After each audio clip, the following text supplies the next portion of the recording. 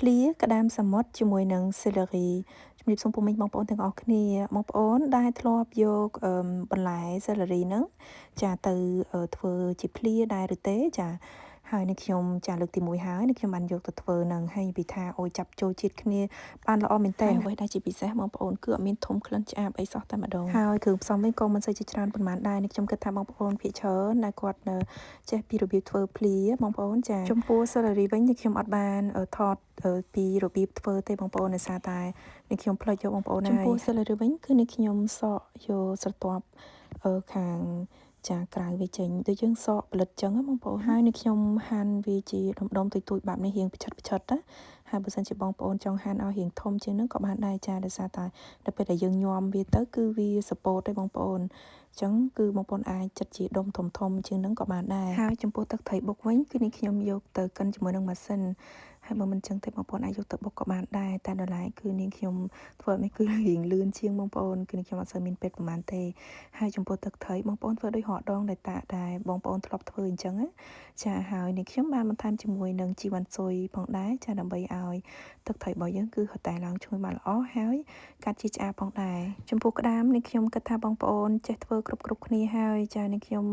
ផ្លេចថតពីរបៀបធ្វើក្តាមបងប្អូនហើយខ្ញុំស្ដាយមែនតើចាចំពោះក្តាមវិញគឺនេះខ្ញុំយកតែមួយទេយកមកភ្លាបងប្អូនចាដោយសារតែនេះខ្ញុំញ៉ាំតែឯងហើយកូននេះខ្ញុំគឺគាត់ចេះញ៉ាំទេដោយសារតែហឹរខ្លាំងពេកហើយមួយណាទៀតក្តាមនៅឆៅហើយដល់ចឹងទៅកូននាងខ្ញុំនឹងគាត់ចេះញ៉ាំតែម្ដងចាឥឡូវបន្ទាប់ពីនេះខ្ញុំបានកាប់ក្តាមនឹងជាដុំហើយចាផ្លែជាដុំហើយគឺនេះខ្ញុំយកមកភ្លាចានេះខ្ញុំដាក់ជាមួយនឹងចាដើមសេឡូរីហ្នឹងចាហើយជាមួយនឹងម្ទេសក្រៀមផងដែរចំពោះសេឡូរីវិញបងប្អូនយកតែផ្នែកណាដែលខ្ចីបងប្អូនទៅឆ្ងាញ់ជាពិសេសគឺស្លឹកវាតែម្ដងត្រូវយកតែផ្នែក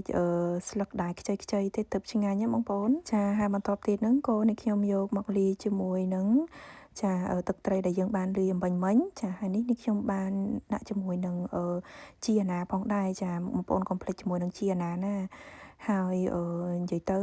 ជាមួយនឹងសេឡូរីជីអាណាអីហ្នឹងគឺថាអូយត្រូវគ្នាមែនតើបងប្អូនហើយមួយណាទៀតកាត់ឆ្អាបហ្មងទៅពេលដែលបងប្អូនញ៉ាំក្តាមហ្នឹងទៅនិយាយទៅគឺអត់មានធំក្លិនថាមានក្លិនក្តាមឆ្អាបអីអត់ទេបងប្អូនឆ្ងាញ់ខ្លាំងមែនតើបើសិនជាបងប្អូនអត់ដែលបានធ្លាប់ធ្វើជាមួយនឹងចាបន្លែសេឡូរីនេះហើយកុំភ្លេចសាកល្បងធ្វើញ៉ាំណានេះខ្ញុំធានាឲ្យថាគឺឈ្ងុយឆ្ងាញ់ខ្លាំងមែនតើចាហើយឥឡូវចាវីដេអូរបស់នេះខ្ញុំគឺដល់ទីបញ្ចប់ហើយក៏អរគុណដល់បងប្អូនដែលតែងតែតាមដានវីដេអូនៅក្នុង page របស់នាងខ្ញុំហើយជូនពរបងប្អូនសុខសប្បាយទាំងអស់គ្នាជួបគ្នានៅវីដេអូក្រោយៗទៀតអរគុណច្រើនជំរាបលាបាយបាយ